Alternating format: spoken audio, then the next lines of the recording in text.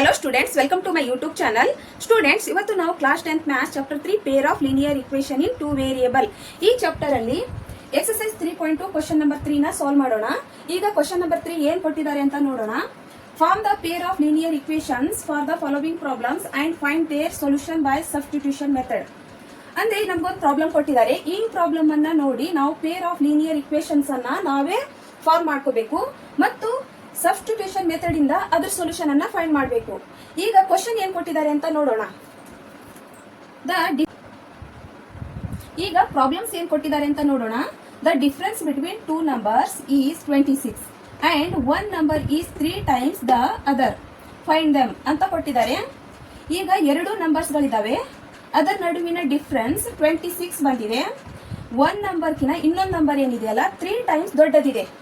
ಈಗ ಎರಡು ನಂಬರ್ಸ್ ಗಳ ನಡುವಿನ ನಾವು ಡಿಫರೆನ್ಸ್ ಅನ್ನ ಫೈಂಡ್ ಮಾಡ್ಬೇಕಂದ್ರೆ ನಾವು ಸಬ್ಸ್ಟ್ರಾಕ್ಷನ್ ಮಾಡುತ್ತೇವೆ ಅಂದ್ರೆ ಒಂದು ಬಿಗ್ ನಂಬರ್ ಇರುತ್ತೆ, ಒಂದು ಸ್ಮಾಲ್ ನಂಬರ್ ಇರುತ್ತೆ. ನಾವು ಬಿಗ್ ನಂಬರ್ ಅಲ್ಲಿ ಸ್ಮಾಲ್ ನಂಬರ್ ಅನ್ನ ಮೈನಸ್ ಮಾಡುತ್ತೇವೆ. ಈಗ ಎರಡು ನಂಬರ್ಸ್ ಏನಿದಾವಲ್ಲ ಅದರಲ್ಲಿ ಒಂದ್ ನಂಬರ್ ಇನ್ನೊಂದು ನಂಬರ್ ಕಿನ 3 ಟೈಮ್ಸ್ ದೊಡ್ಡದಿದೆ. ಅದನ್ನೇ ನಾವು ಇಲ್ಲಿ ಫೈಂಡ್ ಮಾಡಬೇಕಾಗುತ್ತದೆ. ಈಗ ನಾನು ಇಲ್ಲಿ ಸೊಲ್ಯೂಷನ್ ಅನ್ನ ಫೈಂಡ್ ಮಾಡೋಣ. Let larger number is equal to x ಅಂತ ತಿಳಿದುಕೊಳ್ಳೋಣ. ಈಗ ಎರಡು ವಿಷಯಗಳನ್ನ ನಮಗೆ ಕೊಟ್ಟಿರ್ತಾರೆ. ಅದರಲ್ಲಿ ನಾವು ವೇರಿಯೇಬಲ್ಗಳನ್ನ ಎಕ್ಸ್ ಮತ್ತು ವೈ ವೇರಿಯೇಬಲ್ಗಳನ್ನ ತಗೋಬೇಕಾಗುತ್ತದೆ. ನಾನು ಇಲ್ಲಿ ಲಾರ್ಜರ್ ನಂಬರ್ ಅಂದ್ರೆ ಎಕ್ಸ್ ಅಂತ ತೆಗೆದುಕೊಳ್ಳುತ್ತೇನೆ, ಮತ್ತೆ ಸ್ಮಾಲರ್ ನಂಬರ್ ಅಂದ್ರೆ ವೈ ಅಂತ ತೆಗೆದುಕೊಳ್ಳುತ್ತೇನೆ.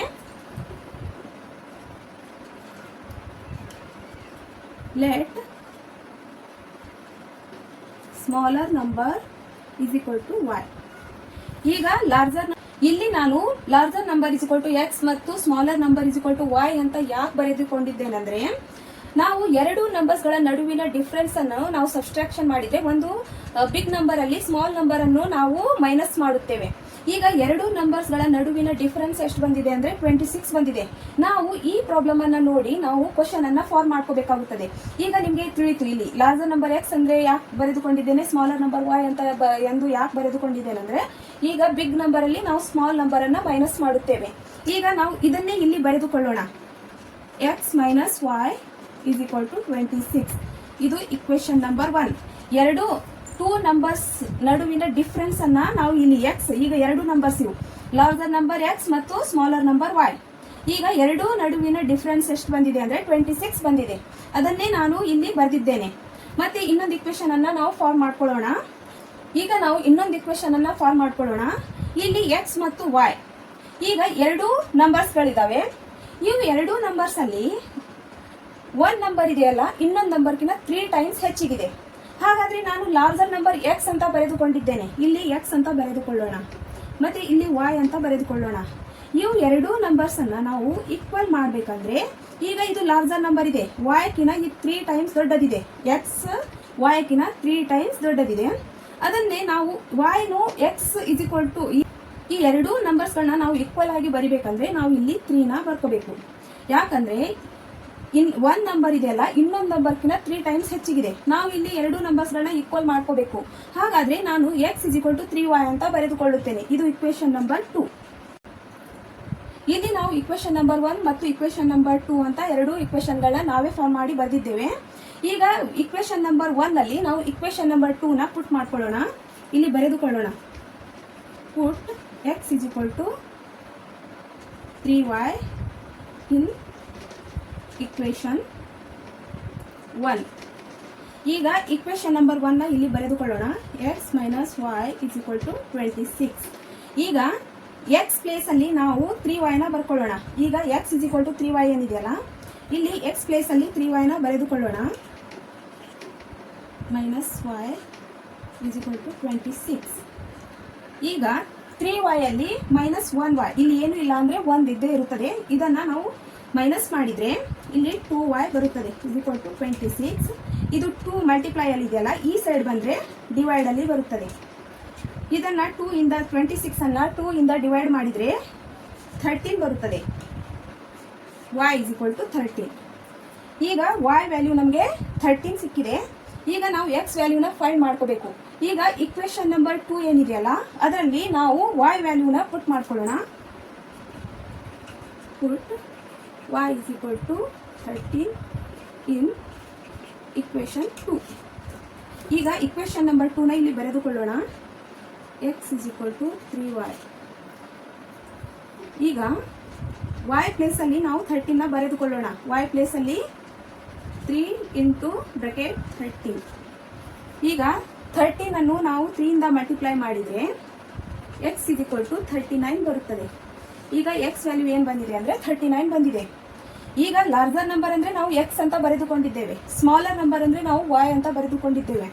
y ಅಂದ್ರೆ ಏನು ಬಂದಿದೆ 13 ಬಂದಿದೆ, ಮತ್ತೆ x ಅಂದ್ರೆ 39 ಬಂದಿದೆ, ಅಂದ್ರೆ 3 ಟೈಮ್ಸ್ ಹೆಚ್ಚಿಗೆ ಬಂದಿದೆ. ಅದನ್ನೇ ನಾವು ಇಲ್ಲಿ ಬರೆದುಕೊಳ್ಳೋಣ. therefore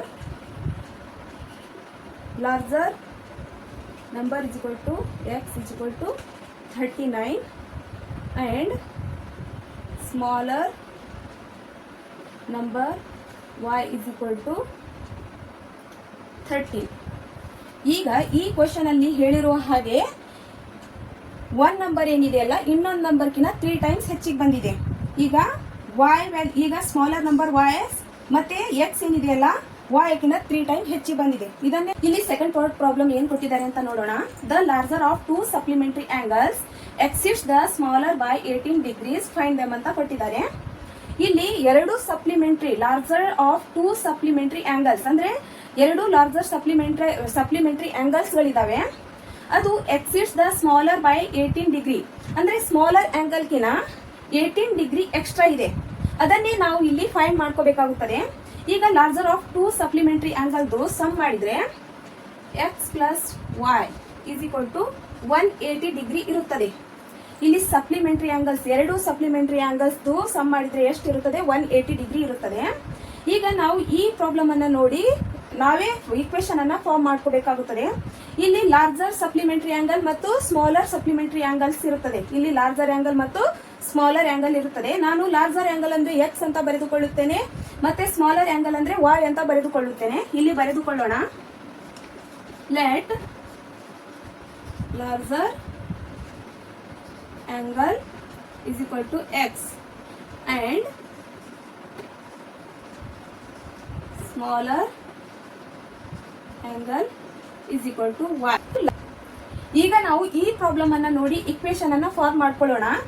ಈಗ ಲಾರ್ಜರ್ ಆಂಗಲ್ ಅಂದ್ರೆ x ಅಂತ ಬರೆದುಕೊಂಡಿದ್ದೇನೆ, ಸ್ಮಾಲರ್ ಆಂಗಲ್ ಅಂದ್ರೆ y ಅಂತ ಬರೆದುಕೊಂಡಿದ್ದೇನೆ. ಇಲ್ಲಿ ಲಾರ್ಜರ್ ಆಫ್ 2 ಸಪ್ಲಿಮೆಂಟರಿ ಆಂಗಲ್ಸ್ ಅಂತ ಕೊಟ್ಟಿದ್ದಾರೆ. ಈ ಎರಡು ಸಪ್ಲಿಮೆಂಟರಿ ಆಂಗಲ್ ಸಮ್ ಎಷ್ಟಾಗುತ್ತದೆ x plus y is equal to 180 degree ಆಗುತ್ತದೆ. ಇದನ್ನೇ ನಾನು ಇಲ್ಲಿ ಇಕ್ವೇಶನ್ ನಂಬರ್ 1 ಅಂತ ಬರೆದುಕೊಳ್ಳುತ್ತೇನೆ. x plus y is equal to 180 degree. ಇದು ಇಕ್ವೇಶನ್ ನಂಬರ್ 1. ಮತ್ತೆ ಈಗ ಇಕ್ವೇಶನ್ ನಂಬರ್ 2 ನ ಫಾರ್ಮ್ ಮಾಡ್ಕೊಳ್ಳೋಣ. ಈಗ x ಮತ್ತು x ಅಂದ್ರೆ ನಾವು ಲಾರ್ಜರ್ ಆಂಗಲ್ ಅಂತ ಬರೆದಿದ್ದೇವೆ, ಮತ್ತೆ y ಅಂದ್ರೆ ಸ್ಮಾಲರ್ ಆಂಗಲ್ ಅಂತ ಬರೆದಿದ್ದೇವೆ. ಇಲ್ಲಿ x ಮತ್ತು y ನ ಬರೆದುಕೊಳ್ಳೋಣ. ಈಗ x ಏನಿದೆಯಲ್ಲ y ಕಿನ 18 ಡಿಗ್ರಿ ಎಕ್ಸ್ಟ್ರಾ ಇದೆ. ಅಂದ್ರೆ ಲಾರ್ಜರ್ ಆಂಗಲ್ ಏನಿದೆಯಲ್ಲ ಸ್ಮಾಲರ್ ಆಂಗಲ್ ಕಿನ 18 ಡಿಗ್ರಿ ಎಕ್ಸ್ಟ್ರಾ ಇದೆ. ಇವು ಎರಡನ್ನು ನಾವು ಈಕ್ವಲ್ ಮಾಡಬೇಕು.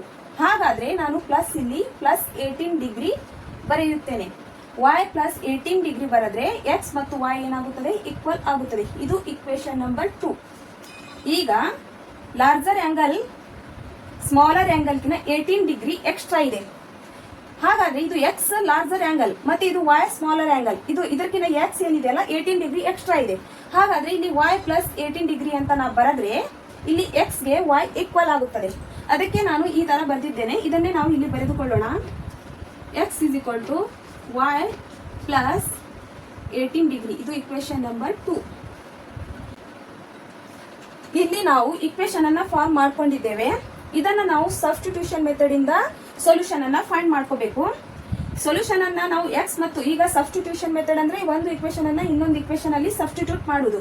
ಹಾಗಾದ್ರೆ ನಾನು x is equal to y plus 18 degree ಏನಿದೆಯಲ್ಲ ಇದನ್ನು ನಾನು ಇಕ್ವೇಶನ್ ನಂಬರ್ 1 ನಲ್ಲಿ ಪುಟ್ ಮಾಡಿಕೊಳ್ಳುತ್ತೇನೆ. ಇಲ್ಲಿ ಬರೆದುಕೊಳ್ಳೋಣ. Put x is equal to y plus 18 degree in equation 1. ಈಗ ಇಕ್ವೇಶನ್ ನಂಬರ್ 1 ನ ಇಲ್ಲಿ ಬರೆದುಕೊಳ್ಳೋಣ. x plus y is equal to 180 degree. ಈಗ ಇದನ್ನ ನಾನು ಇಲ್ಲಿ x ಪ್ಲೇಸ್ ಅಲ್ಲಿ y ಪ್ಲಸ್ 18 ಡಿಗ್ರಿ ನನ್ನ ಇಲ್ಲಿ ಬರೆದುಕೊಳ್ಳುತ್ತೇನೆ. y ಪ್ಲಸ್ 18 ಡಿಗ್ರಿ, ಇಲ್ಲಿ ಪ್ಲಸ್ y ಉಳಿಯುತ್ತದೆ, ಇದನ್ನ ನಾನು ಇಲ್ಲಿ ಬರೆದುಕೊಳ್ಳುತ್ತೇನೆ, ಈಸ್ ಈಕ್ವಲ್ ಟು 180 ಡಿಗ್ರಿ. ಈಗ ಇದು ಪ್ಲಸ್ y, ಇಲ್ಲಿ ಇದು ಪ್ಲಸ್ y ಮತ್ತು ಇದು ಪ್ಲಸ್ y, ಇವೆರಡನ್ನು ಆಡ್ ಮಾಡಿದ್ರೆ 2y ಆಗುತ್ತದೆ, is equal to 180 degree. Minus ಇದು ಪ್ಲಸ್ 18 ಇದೆಯಲ್ಲ, ಈ ಸೈಡ್ ಬಂದ್ರೆ ಮೈನಸ್ 18 ಡಿಗ್ರಿ ಆಗುತ್ತದೆ. ಇಲ್ಲಿ ಪ್ಲಸ್ 18 ಡಿಗ್ರಿ ಇದೆಯಲ್ಲ, ಈ ಸೈಡ್ ಬಂದ್ರೆ ಮೈನಸ್ 18 ಡಿಗ್ರಿ ಆಗುತ್ತದೆ. 2y ಇಸ್ ಈಕ್ವಲ್ ಟು, ಇದನ್ನ ನಾವು ಮೈನಸ್ ಮಾಡಿದ್ರೆ 180 ಅಲ್ಲಿ 18 ಡಿಗ್ರಿನನ್ನ 180 ಡಿಗ್ರಿಯಲ್ಲಿ 18 ಡಿಗ್ರಿನನ್ನ ಮೈನಸ್ ಮಾಡಿದ್ರೆ 162 ಡಿಗ್ರಿ ಬರುತ್ತದೆ. y is equal to 162 degree divided by 2. ಈ ಮಲ್ಟಿಪ್ಲೈ ಅಲ್ಲಿ 2 ಏನಿದೆಯಲ್ಲ, ಈ ಸೈಡ್ ಬಂದ್ರೆ ಡಿವೈಡ್ ಅಲ್ಲಿ ಬರುತ್ತದೆ. ಇದನ್ನ ಡಿವೈಡ್ ಮಾಡಿದ್ರೆ y is equal to 81 degree ಬರುತ್ತದೆ. ಈಗ 81 ಡಿಗ್ರಿ ಬಂದಿದೆ. ಇದನ್ನ ನಾನು ಇಕ್ವೇಶನ್ ನಂಬರ್ 2 ಅಲ್ಲಿ ಪುಟ್ ಮಾಡಿಕೊಳ್ಳುತ್ತೇನೆ. ನಾವು put y is equal to 81 degree in equation number 2. ಈಗ ನಾವು ಇಕ್ವೇಶನ್ ನಂಬರ್ 2 ನ ಇಲ್ಲಿ ಬರೆದುಕೊಳ್ಳೋಣ. x is equal to y plus 18 degree. ಈಗ ಇಲ್ಲಿ y ವ್ಯಾಲ್ಯೂ ಏನಿದೆಯಲ್ಲ, y ಪ್ಲೇಸ್ ಅಲ್ಲಿ ಬರೆದುಕೊಳ್ಳೋಣ. x is equal to 81 degree plus 18 degree. x is equal to ಇವು 81 ಡಿಗ್ರಿ ಪ್ಲಸ್ 18 ಡಿಗ್ರಿನ ಆಡ್ ಮಾಡಿದ್ರೆ 99 ಡಿಗ್ರಿ ಆಗುತ್ತದೆ. x ವ್ಯಾಲ್ಯೂ ಏನ್ ಬಂದಿದೆ, ಇಲ್ಲಿ ನಾವು ಲಾರ್ಜರ್ ಆಂಗಲ್ ಅಂದ್ರೆ x ಅಂತ ಬರೆದುಕೊಂಡಿದ್ದೇವೆ, ಸ್ಮಾಲರ್ ಆಂಗಲ್ ಅಂದ್ರೆ y ಅಂತ ಬರೆದುಕೊಂಡಿದ್ದೇವೆ. therefore ಇಲ್ಲಿ ಬರೆದುಕೊಳ್ಳೋಣ. ಲಾರ್ಜರ್ ಆಂಗಲ್ ಅಂದ್ರೆ ಏನ್ ಬಂದಿದೆ, x is equal to 99 degree ಬಂದಿದೆ, ಮತ್ತೆ ಸ್ಮಾಲರ್ ಆಂಗಲ್ y ಅಂದ್ರೆ y is equal to 81 degree ಬಂದಿದೆ. ಇದನ್ನೇ ಬರೆದುಕೊಳ್ಳೋಣ ಇಲ್ಲಿ. therefore larger angle x is equal to 99 degree and smaller angle y is equal to 81 degree. ಅಂದ್ರೆ ಸ್ಮಾಲರ್ ಆಂಗಲ್ ಕಿನ ಲಾರ್ಜರ್ ಆಂಗಲ್ ಏನಿದೆಯಲ್ಲ 18 degree extra ಇದೆ. ಈಗ ಇದು ಪ್ರೂವ್ ಆಗಿದೆ. ಇಲ್ಲಿ ಲಾರ್ಜರ್ ಆಂಗಲ್ ಇದೆಯಲ್ಲ, ಸ್ಮಾಲರ್ ಆಂಗಲ್ ಕಿನ 18 ಡಿಗ್ರಿ ಎಕ್ಸ್ಟ್ರಾ ಇದೆ. ಇದೇ ತರ ನಾವು ಪ್ರಾಬ್ಲಮ್ ಅನ್ನ ನೋಡಿ ಇಕ್ವೇಶನ್ ಅನ್ನ ಫಾರ್ಮ್ ಮಾಡಿಕೊಂಡು ಅದನ್ನು ಸಬ್ಸ್ಟಿಟ್ಯೂಷನ್ ಮೆಥಡ್ ಇಂದ x ಮತ್ತು y ವ್ಯಾಲ್ಯೂಗಳನ್ನ ಫೈಂಡ್ ಮಾಡಿ ಅದರ ಸೊಲ್ಯೂಷನ್ ಅನ್ನ ಬರಿಬೇಕಾಗುತ್ತದೆ. ಈಗ ನಾವು ಥರ್ಡ್ ಪಾರ್ಟ್ ಪ್ರಾಬ್ಲಮ್ ಅನ್ನ ಸಾಲ್ವ್ ಮಾಡೋಣ. ಸ್ಟೂಡೆಂಟ್ಸ್, ಈಗ ನಾವು ಎಕ್ಸರ್ಸೈಸ್ 3.2 ಕ್ವಶನ್ ನಂಬರ್ 3 ಅಲ್ಲಿ ಪಾರ್ಟ್ 3 ಪ್ರಾಬ್ಲಮ್ ಏನ್ ಕೊಟ್ಟಿದ್ದಾರೆ ಅಂತ ನೋಡೋಣ. The coach of a cricket team buy 7 bats and 6 balls for ₹3,800. Later she buys 3 bats and 5 balls for ₹1,750. Find the cost of each bat and each ball ಅಂತ ಕೊಟ್ಟಿದ್ದಾರೆ. ಇಲ್ಲಿ ಏನ್ ಕೊಟ್ಟಿದ್ದಾರೆ ಅಂದ್ರೆ 7 bats ಪ್ಲಸ್ 6 balls.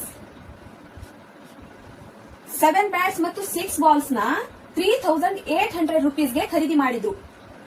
₹3,800 ಗೆ ಖರೀದಿ ಮಾಡಿದ್ರು. ಆಮೇಲೆ later she buys 3 bats and 5 balls for ₹1,750. ಈಗ 3 ಬ್ಯಾಟ್ಸ್ ಅಂಡ್ 5 ಬಾಲ್ಸ್ ₹1,750 ಗೆ ಖರೀದಿ ಮಾಡಿಕೊಟ್ಟಿದ್ದಾರೆ. ಈಗ ನಾನು 1 ಬ್ಯಾಟ್ ಅಂದ್ರೆ x ಅಂತ ಬರೆದುಕೊಳ್ಳುತ್ತೇನೆ, ಮತ್ತೆ 1 ಬಾಲ್ ಅಂದ್ರೆ ನಾನು y ಅಂತ ಬರೆದುಕೊಳ್ಳುತ್ತೇನೆ. ಇಲ್ಲಿ ಕ್ರಿಕೆಟ್ ಟೀಮ್ ಅಲ್ಲಿ ಕೋಚ್ 7 ಬ್ಯಾಟ್ಸ್ ಮತ್ತು 6 ಬಾಲ್ ನ ₹3,800 ಗೆ ಖರೀದಿ ಮಾಡಿದ್ರು. ಲೇಟರ್ ಆಮೇಲೆ ಅವಳು ಮತ್ತೆ 3 ಬ್ಯಾಟ್ಸ್ ಮತ್ತು 5 ಬಾಲ್ಸ್ ನ ₹1,750 ಗೆ ಖರೀದಿ ಮಾಡಿದ್ರು. ಹಾಗಾದ್ರೆ 1 ಬಾಲ್ ಬೆಲೆ ಎಷ್ಟು ಮತ್ತು 1 ಬ್ಯಾಟ್ ಬೆಲೆ ಎಷ್ಟು ಅದನ್ನ ನೀವು ಫೈಂಡ್ ಮಾಡ್ರಿ ಅಂತ ಕೊಟ್ಟಿದ್ದಾರೆ.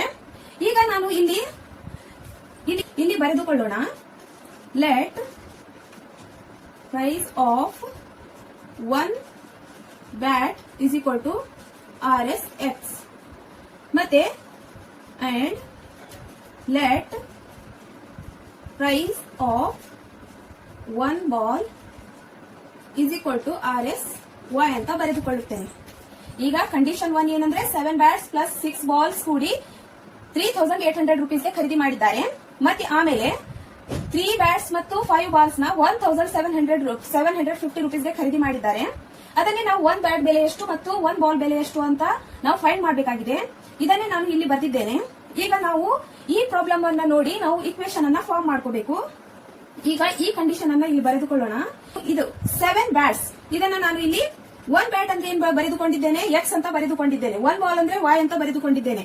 ಹಾಗಾದ್ರೆ ನಾನು 7 ಬ್ಯಾಟ್ಸ್ ಇದೆ, ಅದಕ್ಕೆ 7x ಅಂತ ಬರೆದುಕೊಳ್ಳುತ್ತೇನೆ. ಮತ್ತೆ 6 ಬಾಲ್ಸ್ ಇದೆ, ಅದಕ್ಕೆ 6y ಅಂತ ಬರೆದುಕೊಳ್ಳುತ್ತೇನೆ. ಈಗ 6 ಬ್ಯಾಟ್ಸ್ ಮತ್ತು 7 ಬಾಲ್ಸ್ ಅನ್ನ 3800 ರುಪೀಸ್ಗೆ ಖರೀದಿ ಮಾಡಿದ್ದಾರೆ. ಅದನ್ನೇ ನಾನು ಇಲ್ಲಿ ಇಕ್ವೇಶನ್ ನಂಬರ್ 1 ಅಂತ ಬರೆದುಕೊಳ್ಳುತ್ತೇನೆ. ಈಗ ಕಂಡೀಷನ್ 2 ನ ನೋಡೋಣ. ಇಲ್ಲಿ 3 ಬ್ಯಾಟ್ಸ್ ಮತ್ತು 5 ಬಾಲ್ಸ್ ಅದನ್ನ 1750 ರುಪೀಸ್ಗೆ ಖರೀದಿ ಮಾಡಿದ್ದಾರೆ. ಇದನ್ನ ನಾವು ಇಲ್ಲಿ 3x plus 5y is equal to 1750 rupees. ಇದು ಇಕ್ವೇಶನ್ ನಂಬರ್ 2. ಈಗ ನಾನು ಇಕ್ವೇಶನ್ ನಂಬರ್ 1 ನ ಇಲ್ಲಿ ಬರೆದುಕೊಳ್ಳುತ್ತೇನೆ. Taking equation 1.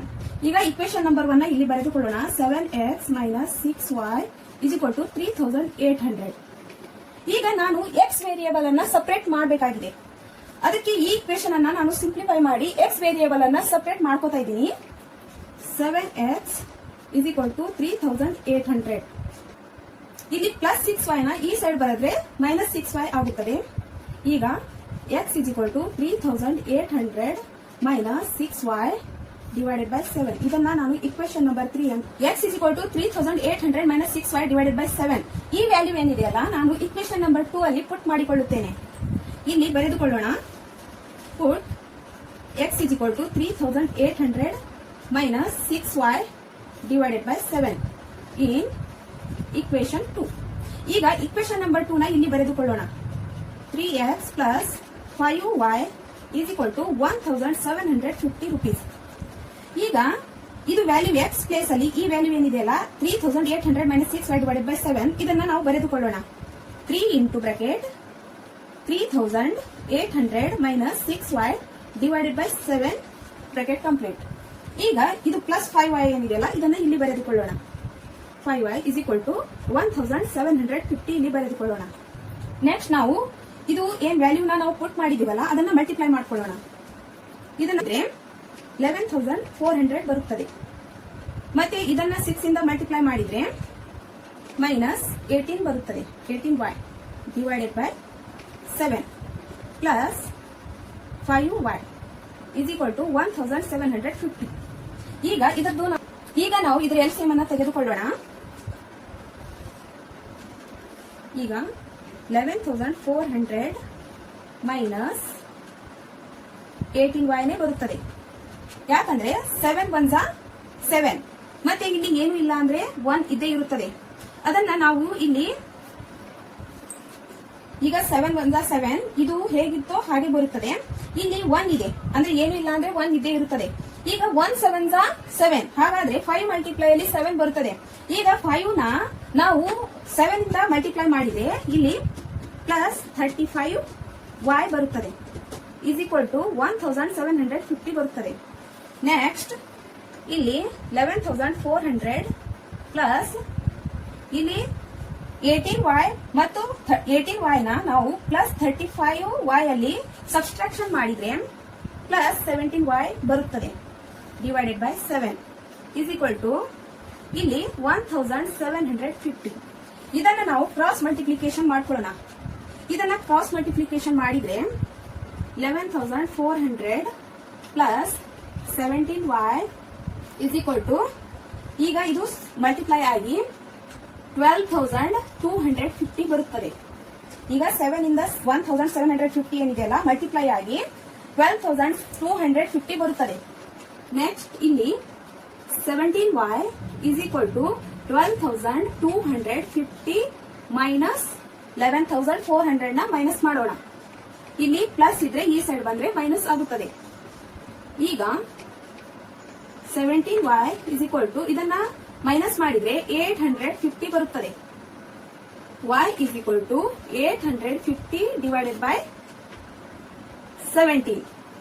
ಈಗ 850 ನ 17 ಇಂದ ಡಿವೈಡ್ ಮಾಡಿದ್ರೆ y ಇಸ್ ಈಕ್ವಲ್ ಟು 50 ಬರುತ್ತದೆ.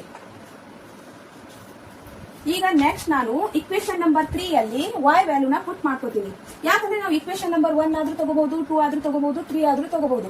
ನಮ್ಗೆ ಈಸಿಯಾಗಿ ವ್ಯಾಲ್ಯೂನ ಫೈಂಡ್ ಮಾಡ್ಲಿಕ್ಕೆ ಆಗುತ್ತೋ ಆ ಇಕ್ವೇಶನ್ ಅನ್ನ ನಾವು ಇಲ್ಲಿ ತಗೋಬೇಕಾಗುತ್ತದೆ. ಇಲ್ಲಿ ನಾನು ಇಕ್ವೇಶನ್ ನಂಬರ್ 3 ಅಲ್ಲಿ y ವ್ಯಾಲ್ಯೂನ ಪುಟ್ ಮಾಡ್ಕೋತೀನಿ. y is equal to 50 in equation 3. ಇಲ್ಲಿ ಇಕ್ವೇಶನ್ ನಂಬರ್ 3 ನ ಇಲ್ಲಿ ಬರೆದುಕೊಳ್ಳೋಣ. x is equal to 3800 minus 6y divided by 7. ಈಗ ನಾವು y ವ್ಯಾಲ್ಯೂನ y ಪ್ಲೇಸ್ ಅಲ್ಲಿ ಬರೆದುಕೊಳ್ಳೋಣ. x is equal to 3800 minus 6 into bracket 50. ಈಗ x is equal to 3800 ಇದನ್ನ ಮಲ್ಟಿಪ್ಲೈ ಮಾಡಿದ್ರೆ 300 ಬರುತ್ತದೆ. 6 ನ 50 ಇಂದ ಮಲ್ಟಿಪ್ಲೈ ಮಾಡಿದ್ರೆ 300 ಬರುತ್ತದೆ ಡಿವೈಡೆಡ್ ಬೈ 7. ಈಗ ಇಲ್ಲಿ x is equal to ಇದು 3800 ಅಲ್ಲಿ 300 ನ ಮೈನಸ್ ಮಾಡಿದ್ರೆ 3500 ಬರುತ್ತದೆ ಡಿವೈಡೆಡ್ ಬೈ 7. ಈಗ 3500 ನ 7 ಇಂದ ಡಿವೈಡ್ ಮಾಡಿದ್ರೆ x is equal to 500 ಬರುತ್ತದೆ. ಈಗ x ವ್ಯಾಲ್ಯೂ ಏನ್ ಬಂದಿದೆ ಅಂದ್ರೆ 500 ಬಂದಿದೆ. ಮತ್ತೆ y ವ್ಯಾಲ್ಯೂ ಏನ್ ಬಂದಿದೆ ಅಂದ್ರೆ 50 ಬಂದಿದೆ. ಈಗ ಇದನ್ನ ಬರೆದುಕೊಳ್ಳೋಣ ಇಲ್ಲಿ. therefore price of 1 bat is equal to x is equal to rs 500 ಮತ್ತೆ and price of 1 ball y is equal to rs 50. ಈಗ ನಾವು ಇಲ್ಲಿ ಬರ್ದಿದ್ದೇವೆ let price of 1 bat x ಅಂತ ಬರ್ದಿದ್ದೇವೆ, ಮತ್ತೆ ಬಾಲ್ ಅಂದ್ರೆ y ಅಂತ ಬರ್ದಿದ್ದೇವೆ. ಈಗ y ಬೆಲೆ ಎಷ್ಟು, y ವ್ಯಾಲ್ಯೂ ಏನ್ ಬಂದಿದೆ ಅಂದ್ರೆ 50. ಹಾಗಾದ್ರೆ 1 ಬಾಲ್ದು ಪ್ರೈಸ್ ಎಷ್ಟು 50 ಮತ್ತೆ 1 ಬ್ಯಾಟ್ ಬೆಲೆ ಎಷ್ಟು 500. ಇದನ್ನೇ ನಾವು ಇಲ್ಲಿ ಬರಿಬೇಕಾಗುತ್ತದೆ. ಈಗ 4th ಪಾರ್ಟ್ ಪ್ರಾಬ್ಲಮ್ ಏನ್ ಕೊಟ್ಟಿದ್ದಾರೆ ಅಂತ ನೋಡೋಣ. The taxi charges in a city consist of a fixed charge together with the charge for the distance covered. ಒಂದು ಸಿಟಿಯಲ್ಲಿ ಟ್ಯಾಕ್ಸಿ ಚಾರ್ಜಸ್ ಅಲ್ಲಿ ಫಿಕ್ಸ್ಡ್ ಚಾರ್ಜ್ ಕೂಡ ಇರುತ್ತದೆ ಮತ್ತು ಡಿಸ್ಟೆನ್ಸ್ ಕವರ್ಡ್ ಆಗಿದ್ದು ಚಾರ್ಜ್ ಕೂಡ ಇರುತ್ತದೆ. For a distance of 10 kilometre the charge paid is ₹105. ಈಗ 10 ಕಿಲೋಮೀಟರ್ಗೆ 105 ರುಪೀಸ್ ಅನ್ನ ಕೊಡಬೇಕಾಗುತ್ತದೆ. And for a journey of 15 kilometre the charge paid is 155. ಈಗ 15 ಕಿಲೋಮೀಟರ್ಗೆ 155 ರುಪೀಸ್ ಅನ್ನ ಕೊಡಬೇಕಾಗುತ್ತದೆ.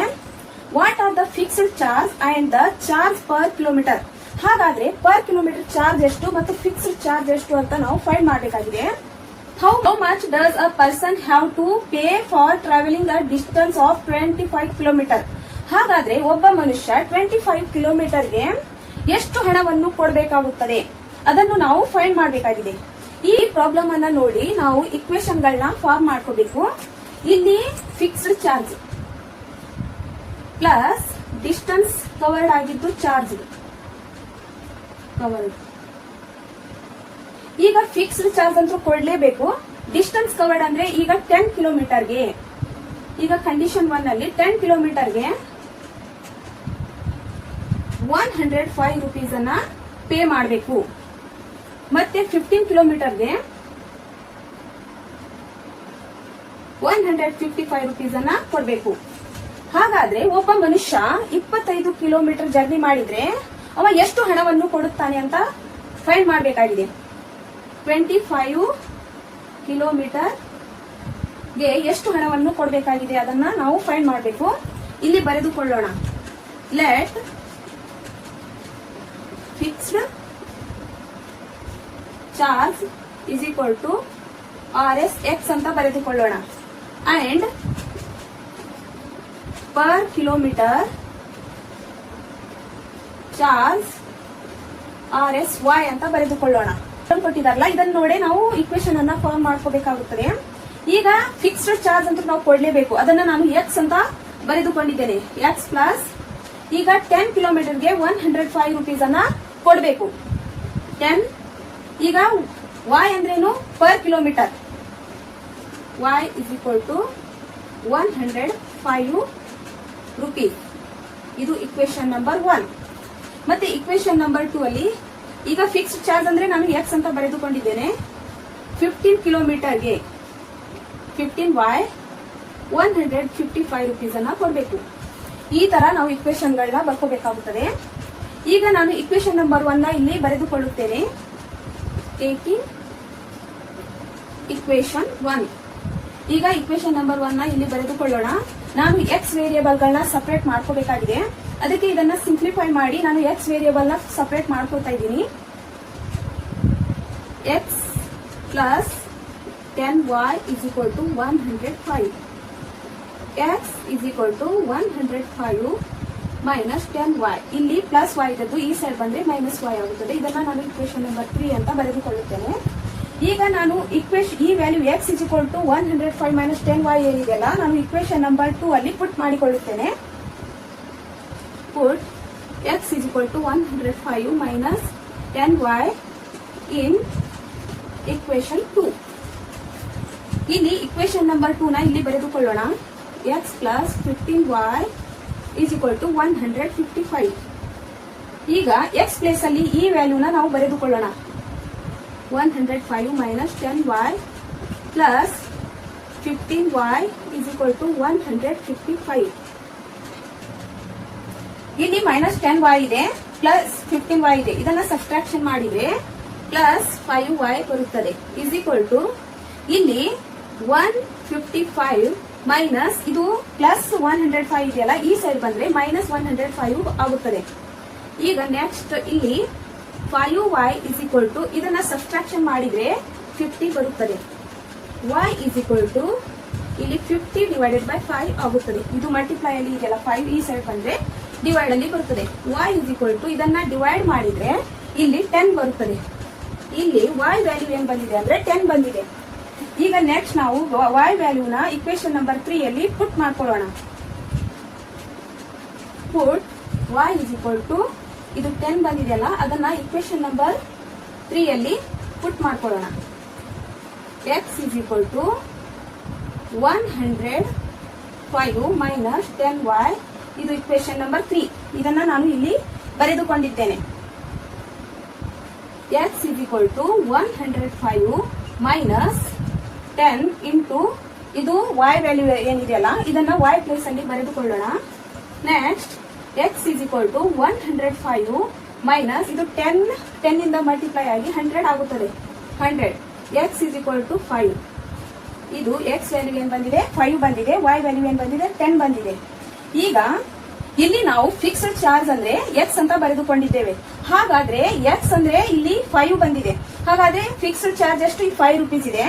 ಮತ್ತೆ ನಾವು ಪರ್ ಕಿಲೋಮೀಟರ್ ಚಾರ್ಜ್ y ಅಂತ ಬರೆದುಕೊಂಡಿದ್ದೇವೆ. ಈಗ ಪರ್ ಕಿಲೋಮೀಟರ್ ಚಾರ್ಜ್ y ಅಂದ್ರೆ 10 ರೂಪೀಸ್ ಇದೆ. ಇದನ್ನೇ ನಾವು ಇಲ್ಲಿ ಬರೆದುಕೊಳ್ಳೋಣ. Fixed charge RS is equal to 5 rupees and per kilometer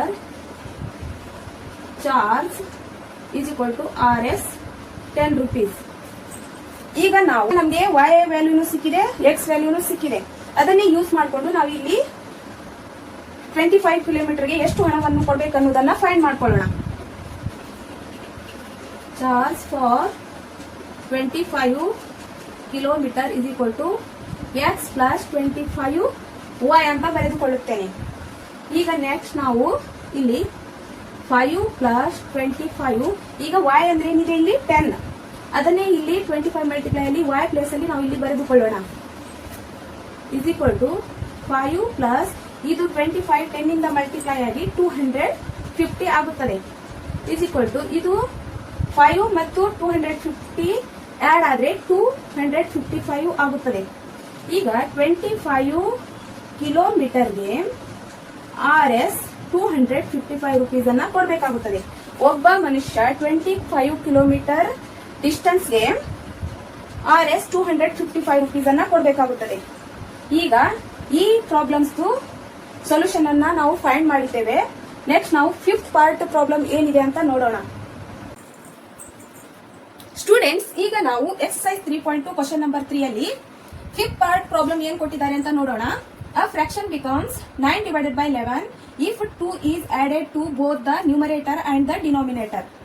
ಇಲ್ಲಿ ನ್ಯೂಮರೇಟರ್ ಮತ್ತು ಡಿನಾಮಿನೇಟರ್ಗೆ ಪ್ಲಸ್ 2 ನ ಆಡ್ ಮಾಡಿದ್ರೆ 9 ಡಿವೈಡೆಡ್ ಬೈ 11 ಬರುತ್ತದೆ. ಇದು case number 1. If 3 is added to both the numerator and the denominator, it becomes 5 divided by 6. ನ್ಯೂಮರೇಟರ್ಗೆ ಮತ್ತು ಡಿನಾಮಿನೇಟರ್ಗೆ 3 ನ add ಮಾಡಿದ್ರೆ 5 divided by 6 ಆಗುತ್ತದೆ. ಇದು ಕೇಸ್ ನಂಬರ್ 2. ಇಲ್ಲಿ ನಾವು ಫೈಂಡ್ ದ ಫ್ರಾಕ್ಷನ್ ಅಂತ ಕೊಟ್ಟಿದ್ದಾರೆ. ಇಲ್ಲಿ ನಾವು ನ್ಯೂಮರೇಟರ್ ಅಂದ್ರೆ x ಅಂತ ತೆಗೆದುಕೊಳ್ಳೋಣ, ಡಿನಾಮಿನೇಟರ್ ಅಂದ್ರೆ y ಅಂತ ತೆಗೆದುಕೊಳ್ಳೋಣ. ಇಲ್ಲಿ ಬರೆದುಕೊಳ್ಳೋಣ.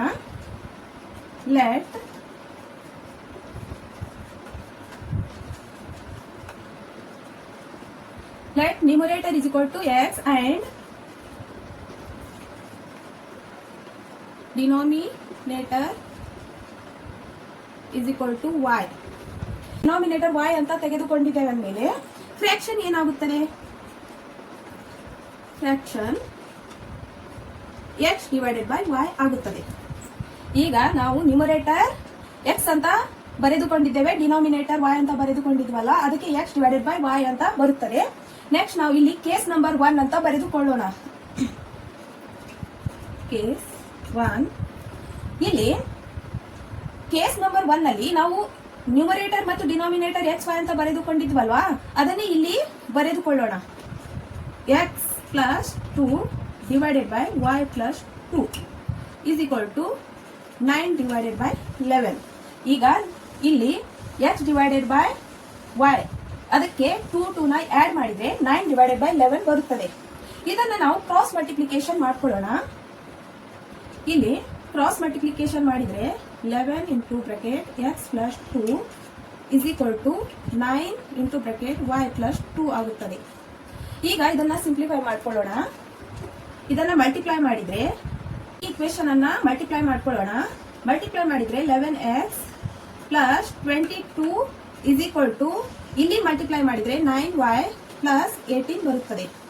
ಈಗ ನೆಕ್ಸ್ಟ್ 11x ಇದು 9y ಏನಿದೆಯಲ್ಲ ಈ ಸೈಡ್ ಬರೆದುಕೊಳ್ಳೋಣ. ಇದು ಪ್ಲಸ್ 9y ಇದೆಯಲ್ಲ ಈ ಸೈಡ್ ಬಂದ್ರೆ ಮೈನಸ್ 9y ಆಗುತ್ತದೆ. ಇಸ್ ಈಕ್ವಲ್ ಟು ಇಲ್ಲಿ 18 ಇದು 22 ಪ್ಲಸ್ 22 ಇದೆಯಲ್ಲ ಈ ಸೈಡ್ ಬರೆದುಕೊಳ್ಳೋಣ. ಇದು ಮೈನಸ್ 22 ಆಗುತ್ತದೆ. ಈಗ 11x minus 9y is equal to, ಇಲ್ಲಿ ಇದನ್ನ ಸಬ್ಸ್ಟ್ರಾಕ್ಷನ್ ಮಾಡಿದ್ರೆ ಇಲ್ಲಿ ಮೈನಸ್ 4 ಬರುತ್ತದೆ. ಇದನ್ನ ನಾವು ಇಕ್ವೇಶನ್ ನಂಬರ್ 1 ಅಂತ ಬರೆದುಕೊಳ್ಳೋಣ. ನೆಕ್ಸ್ಟ್ ಇಲ್ಲಿ ಕೇಸ್ ನಂಬರ್ 2. ಇಲ್ಲಿ ಈ ಇಕ್ವೇಶನ್ ಅನ್ನ ಇಲ್ಲಿ ಬರೆದುಕೊಳ್ಳೋಣ. x plus 3 divided by y plus 3 is equal to 5 divided by 6. ನಾವು ನ್ಯೂಮರೇಟರ್ ಅಂದ್ರೆ x ಅಂತ ತೆಗೆದುಕೊಂಡಿದ್ದೇವೆ, ಡಿನಾಮಿನೇಟರ್ ಅಂದ್ರೆ y ಅಂತ ಬರೆದುಕೊಂಡಿದ್ದೇವೆ. ಈಗ ಇದನ್ನ ಕ್ರಾಸ್ ಮಲ್ಟಿಪ್ಲಿಕೇಶನ್ ಮಾಡ್ಕೊಳ್ಳೋಣ. 6 ಇಂಟು x ಪ್ಲಸ್ 3 ಇದನ್ನ ಕ್ರಾಸ್ ಮಲ್ಟಿಪ್ಲಿಕೇಶನ್ ಮಾಡಿದ್ರೆ 6 ಇಂಟು ಬ್ರಾಕೆಟ್ x ಪ್ಲಸ್ 3 ಮತ್ತೆ 5 ಇಂಟು ಬ್ರಾಕೆಟ್ y ಪ್ಲಸ್ 3 ಬರುತ್ತದೆ. ನೆಕ್ಸ್ಟ್ ಇಲ್ಲಿ ನಾವು ಮಲ್ಟಿಪ್ಲೈ ಮಾಡಿದ್ರೆ 6x plus 18 is equal to 5y plus 15 ಆಗುತ್ತದೆ. ಇಲ್ಲಿ 6x ಇದು 5y ನ ಈ ಸೈಡ್ ಬರ್ಕೊಳ್ಳೋಣ. 5y ಇಸ್ ಈಕ್ವಲ್ ಟು, ಇಲ್ಲಿ ನಾವು 6x ಇದು ಪ್ಲಸ್ 5y ಇದೆಯಲ್ಲ ಈ ಸೈಡ್ ಬಂದ್ರೆ ಮೈನಸ್ 5y ಆಗುತ್ತದೆ. Is equal to 15. ಇದು ಪ್ಲಸ್ 18 ಇದೆಯಲ್ಲ ಈ ಸೈಡ್ ಬಂದ್ರೆ ಮೈನಸ್ 18 ಆಗುತ್ತದೆ. ನೆಕ್ಸ್ಟ್ ಇಲ್ಲಿ 6x minus 5y is equal to, ಇದನ್ನ ಸಬ್ಸ್ಟ್ರಾಕ್ಷನ್ ಮಾಡಿದ್ರೆ ಇಲ್ಲಿ ಮೈನಸ್ 3 ಆಗುತ್ತದೆ. ಇದು ಇಕ್ವೇಶನ್ ನಂಬರ್ 2. ಈಗ ಈ ಕ್ವಶನ್ ಅಲ್ಲಿ ನಾವು ಎಕ್ಸರ್ಸೈಸ್ 3.2 ಕ್ವಶನ್ ಪ್ರಕಾರ ನಾವೇ ಇಕ್ವೇಶನ್ ಅನ್ನ ಫಾರ್ಮ್ ಮಾಡಿಕೊಂಡು ಅದನ್ನು 2 ಪೇರ್ ಆಫ್ ಲೀನಿಯರ್ ಇಕ್ವೇಶನ್ ಗಳನ್ನ ನಾವೇ ಫಾರ್ಮ್ ಮಾಡಿಕೊಂಡು ಸಬ್ಸ್ಟಿಟ್ಯೂಷನ್ ಮೆಥಡ್ ಇಂದ ಸೊಲ್ಯೂಷನ್ ಅನ್ನ ಫೈಂಡ್ ಮಾಡಬೇಕು. ಈಗ ನಾವು ಇಕ್ವೇಶನ್ ನಂಬರ್ 1 ಮತ್ತು ಇಕ್ವೇಶನ್ ನಂಬರ್ 2 ನ ಫಾರ್ಮ್ ಮಾಡ್ಕೊಂಡಿದ್ದೇವೆ. ಇಲ್ಲಿ ಬರೆದುಕೊಳ್ಳೋಣ. 11x minus 9y is equal to minus 4. ಇದು ಇಕ್ವೇಶನ್ ನಂಬರ್ 1. ಮತ್ತೆ equation number 2 6x minus 5y is equal to minus 3. ಇದು ಇಕ್ವೇಶನ್ ನಂಬರ್ 2. ಇಲ್ಲಿ ನಾನು ಇಕ್ವೇಶನ್ ನಂಬರ್ 1 ನ ಇಲ್ಲಿ ಬರ್ಕೋತಾ ಇದ್ದೀನಿ. Taking equation 1. ಈಗ ನಾವು ವೇರಿಯೇಬಲ್ ಗಳನ್ನ ಸಪರೇಟ್ ಆಗಿ ಮಾಡ್ಕೋಬೇಕು. ಅದಕ್ಕೆ ನಾವು ಇಲ್ಲಿ ಸಿಂಪ್ಲಿಫೈ ಅನ್ನ ಮಾಡ್ಕೊಳ್ಳೋಣ. 11x minus 9y is equal to minus 4. ಇಲ್ಲಿ 11x is equal to minus 4. ಇದು ಮೈನಸ್ y ಈ ಸೈಡ್ ಬಂದ್ರೆ ಪ್ಲಸ್ 9y ಆಗುತ್ತದೆ. ನೆಕ್ಸ್ಟ್ ಇಲ್ಲಿ x is equal to minus 4 ಇಲ್ಲಿ ಪ್ಲಸ್ 9y ಡಿವೈಡೆಡ್ ಬೈ 11 ಬರುತ್ತದೆ. ಇದು ಇಕ್ವೇಶನ್ ನಂಬರ್ 3. ಈಗ ಇದು x is equal to -4 plus 9y divided by 11 ಏನಿದೆ ಅಲ್ಲ, ಇದನ್ನ ನಾನು ಇಕ್ವೇಶನ್ ನಂಬರ್ 2 ಅಲ್ಲಿ ಪುಟ್ ಮಾಡಿಕೊಳ್ಳುತ್ತೇನೆ. Put x is equal to -4 plus 9y divided by 11 in equation 2. ಇಲ್ಲಿ ಇಕ್ವೇಶನ್ ನಂಬರ್ 2 ನ ಇಲ್ಲಿ ಬರೆದುಕೊಳ್ಳೋಣ. 6x minus 5y is equal to -3. ಈಗ x ಪ್ಲೇಸ್ ಅಲ್ಲಿ ಈ ವ್ಯಾಲ್ಯೂನ ಬರ್ಕೊಳ್ಳೋಣ. 6 into bracket -4 plus 9y divided by 11. ಇಲ್ಲಿ ಇದು -5 ನ ಇಲ್ಲಿ ಬರ್ಕೊಳ್ಳೋಣ. -5y is equal to -3. ಇಲ್ಲಿ ಮಲ್ಟಿಪ್ಲೈ ಮಾಡಿದ್ರೆ -24 plus 54y divided by 11 ಬರುತ್ತದೆ. ನೆಕ್ಸ್ಟ್ ಇಲ್ಲಿ -5y ನ ಇಲ್ಲಿ ಬರೆದುಕೊಳ್ಳೋಣ is equal to -3. ನೆಕ್ಸ್ಟ್ ಇಲ್ಲಿ ನಾವು ಇದರದ್ದು LCM ಅನ್ನ ಬರೆದುಕೊಳ್ಳೋಣ. -24 plus 54y divided by 11 5y divided by 1 ಏನು ಇಲ್ಲ ಅಂದ್ರೆ 1 ಇದ್ದೇ ಇರುತ್ತದೆ is equal to -3. ಇದರದ್ದು LCM ಅನ್ನ ಇಲ್ಲಿ LCM ಎಷ್ಟು ಬರುತ್ತದೆ ಅಂದ್ರೆ 11 ಬರುತ್ತದೆ. ಈಗ 11 1 11 ಇಲ್ಲಿ 1 ಬರೆದುಕೊಳ್ಳೋಣ. -24 ಪ್ಲಸ್ 11 ಇಂದಾನೆ ಡಿವೈಡ್ ಆಗುತ್ತದೆ, ಅದಕ್ಕೆ 11 1 11 54y ಮೈನಸ್ ಇಲ್ಲಿ 1 ಇದೆ, 1 11 11 ಅದಕ್ಕೆ ಇಲ್ಲಿ 11 ಬರುತ್ತದೆ. ಇದು 11 1 11 11 ಇಂದ ಡಿವೈಡ್ ಆಗುತ್ತದೆ 5y. ಈಗ ಇಲ್ಲಿ -3 ಇಲ್ಲಿ ಇದನ್ನ ಮಲ್ಟಿಪ್ಲೈ ಮಾಡಿದ್ರೆ -24 plus 54y minus 55y divided by 11 ಬರುತ್ತದೆ. ನೆಕ್ಸ್ಟ್ ಇಲ್ಲಿ ಇಸ್ ಈಕ್ವಲ್ ಟು -3. ಇಲ್ಲಿ -24 ಮತ್ತೆ ಇದನ್ನು ಸಬ್ಸ್ಟ್ರಾಕ್ಷನ್ ಮಾಡಿದ್ರೆ -y ಬರುತ್ತದೆ. ಇಲ್ಲಿ ಪ್ಲಸ್ 54y ಅಲ್ಲಿ -55y ಅನ್ನ ಸಬ್ಸ್ಟ್ರಾಕ್ಷನ್ ಮಾಡಿದ್ರೆ ಇಲ್ಲಿ -y 1y ಉಳಿಯುತ್ತದೆ. 1 ಏನ್ ನಾವು ಬರೆಯುವುದಿಲ್ಲ, ಇದಕ್ಕೆ -y ಅಂತ ಬರೆದಿದ್ದೇನೆ. Divided by 11 is equal to -3. ಈಗ ನಾವು ಇಲ್ಲಿ ಕ್ರಾಸ್ ಮಲ್ಟಿಪ್ಲಿಕೇಶನ್ ಮಾಡ್ಕೊಳ್ಳೋಣ. ಇಲ್ಲಿ ಏನೂ ಇಲ್ಲ ಅಂದ್ರೆ 1 ಇದ್ದೇ ಇರುತ್ತದೆ. ಇಲ್ಲಿ -24 y ಇಸ್ ಈಕ್ವಲ್ ಟು ಈಗ 11 ಇಂದ 3 ಅನ್ನ ಮಲ್ಟಿಪ್ಲೈ ಮಾಡಿದ್ರೆ -33 ಆಗುತ್ತದೆ. ಕ್ರಾಸ್ ಮಲ್ಟಿಪ್ಲಿಕೇಶನ್ ಮಾಡಿದ್ರೆ ಈಗ -24 y ಬರುತ್ತದೆ. ಮತ್ತೆ ಇದನ್ನ ನಾವು 3 ನ 11 ಇಂದ ಮಲ್ಟಿಪ್ಲೈ ಮಾಡಿದ್ರೆ -33 ಬರುತ್ತದೆ. ನೆಕ್ಸ್ಟ್ ಇಲ್ಲಿ -y is equal to -33 plus 24. ಇದು -24 ಈ ಸೈಡ್ ಬಂದು ಪ್ಲಸ್ 24 ಆಗುತ್ತದೆ. ನೆಕ್ಸ್ಟ್ ಇಲ್ಲಿ -y ಇಸ್ ಈಕ್ವಲ್ ಟು -9. ಇಲ್ಲಿ ಮೈನಸ್ ಕ್ಯಾನ್ಸಲ್ ಆಗಿ y ಇಸ್ ಈಕ್ವಲ್ ಟು 9 ಬರುತ್ತದೆ. ಇಲ್ಲಿ ನಮಗೆ y ವ್ಯಾಲ್ಯೂ ಏನು ಸಿಕ್ಕಿದೆ ಅಂದ್ರೆ 9 ಸಿಕ್ಕಿದೆ. ಇದನ್ನ ನಾನು ಇಕ್ವೇಶನ್ ನಂಬರ್ 3 ಅಲ್ಲಿ ಪುಟ್ ಮಾಡಿಕೊಳ್ಳುತ್ತೇನೆ. ಇದು 9y ಏನ್ ವ್ಯಾಲ್ಯೂ ಏನಿದೆ ಅಲ್ಲ, ನಾನು ಇಕ್ವೇಶನ್ ನಂಬರ್ 3 ಅಲ್ಲಿ ಪುಟ್ ಮಾಡಿಕೊಳ್ಳುತ್ತೇನೆ. ಇಲ್ಲಿ ನಾವು ಬರೆದುಕೊಳ್ಳೋಣ. Put y is equal to 9 in equation 3. ಇಲ್ಲಿ ಇಕ್ವೇಶನ್ ನಂಬರ್ 3 ನ ಇಲ್ಲಿ ಬರೆದುಕೊಳ್ಳೋಣ. x is equal to -4 plus 9y divided by 11. ಈಗ x is equal to -4 plus 9, ಇದು y ಪ್ಲೇಸ್ ಅಲ್ಲಿ ನಾವು 9 ನ ಬರೆದುಕೊಳ್ಳೋಣ. 9 divided by 11. Next x is equal to -4, ಇದನ್ನ ಮಲ್ಟಿಪ್ಲೈ ಮಾಡಿದ್ರೆ ಪ್ಲಸ್ 81 ಬರುತ್ತದೆ. Next x is equal to ಈಗ -81 ಅಲ್ಲಿ -4 ನ ಸಬ್ಸ್ಟ್ರಾಕ್ಷನ್ ಮಾಡಿದ್ರೆ 77 ಬರುತ್ತದೆ ಡಿವೈಡೆಡ್ ಬೈ 11. ಇದನ್ನ ಡಿವೈಡ್ ಮಾಡಿದ್ರೆ x ಇಸ್ ಈಕ್ವಲ್ ಟು 7 ಬರುತ್ತದೆ. ಈಗ ನಮಗೆ x ವ್ಯಾಲ್ಯೂ 7 ಬಂದಿದೆ ಮತ್ತೆ y ವ್ಯಾಲ್ಯೂ 9 ಬಂದಿದೆ. ಇಲ್ಲಿ ನಾವು ಏನ್ ಬರೆದಿದ್ದೇವೆ, ನ್ಯೂಮರೇಟರ್ ಅಂದ್ರೆ x ಅಂತ ಬರೆದಿದ್ದೇವೆ ಮತ್ತೆ ಡಿನಾಮಿನೇಟರ್ ಅಂದ್ರೆ y ಅಂತ ಬರೆದಿದ್ದೇವೆ. ಇಲ್ಲಿ ಅದನ್ನೇ ಬರೆದುಕೊಳ್ಳೋಣ. Therefore numerator is equal to x is equal to 7 and denominator y is equal to 9. ಇದರ ಫ್ರಾಕ್ಷನ್ ಈಗ ಅವ್ರು ಏನಂದಿದ್ದಾರೆ, ಫ್ರಾಕ್ಷನ್ ನ ಫೈಂಡ್ ಮಾಡ್ರಿ ಅಂತ ಕೊಟ್ಟಿದ್ದಾರೆ. ಇಲ್ಲಿ ಬರೆದುಕೊಳ್ಳೋಣ. thus required fraction is equal to 7 divided by 9. ಇಲ್ಲಿ fraction x divided by y ಆಗುತ್ತದೆ. ಇದು ಫ್ರಾಕ್ಷನ್ ನ್ಯೂಮರೇಟರ್ ಮತ್ತು ಡಿನಾಮಿನೇಟರ್ ಏನಾಗುತ್ತದೆ 7 divided by 9 ಬರುತ್ತದೆ. ಈಗ ನಾವು ನೆಕ್ಸ್ಟ್ 6th ಪಾರ್ಟ್ ಕ್ವಶನ್ ಏನು ಕೊಟ್ಟಿದ್ದಾರೆ ಅಂತ ನೋಡೋಣ. ಸ್ಟೂಡೆಂಟ್ಸ್, ಈಗ 6th ಪಾರ್ಟ್ ಪ್ರಾಬ್ಲಮ್ ಏನಿದೆ ಅಂತ ನೋಡೋಣ. 5 years hence the age of Jacob will be 3 times that of his son. 5 ವರ್ಷ ಆದ ನಂತರ ಜಕೋಬ್ ಏಜ್ ತನ್ನ ಮಗನ ಏಜ್ಗಿನ 3 times ಹೆಚ್ಚಿಗಿರುತ್ತದೆ. 5 years ago Jacob's age was 7 times that of his son. 5 ವರ್ಷಗಳ ಮುಂಚೆ ಜಕೋಬ್ ಏಜ್ ತನ್ನ ಮಗನ ಏಜ್ಗಿನ 7 ಟೈಮ್ಸ್ ಹೆಚ್ಚಿಗಿತ್ತು. What are their present age? ಹಾಗಾದ್ರೆ ಈಗ ಪ್ರೆಸೆಂಟ್ ಏಜ್ ಜಕೋಬ್ ಮತ್ತು ಜಕೋಬನ್ ಮಗನ್ ಪ್ರೆಸೆಂಟ್ ಏಜ್ ಎಷ್ಟಿದೆ ಅಂತ ನಾವು ಇಲ್ಲಿ ಫೈಂಡ್ ಮಾಡಬೇಕಾಗಿದೆ. ಇಲ್ಲಿ ಬರೆದುಕೊಳ್ಳೋಣ. ಇಲ್ಲಿ ಜಕೋಬ್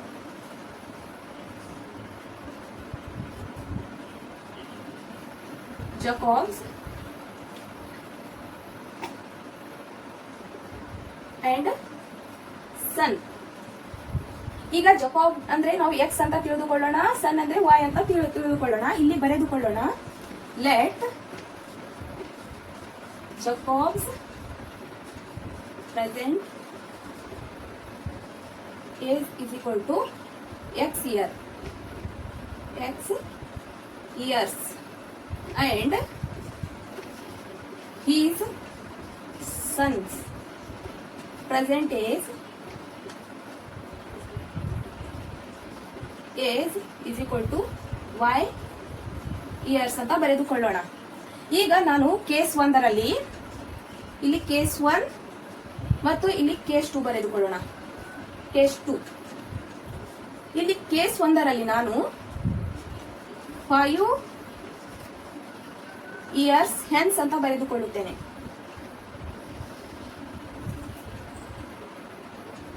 ಅಂಡ್ ಇಲ್ಲಿ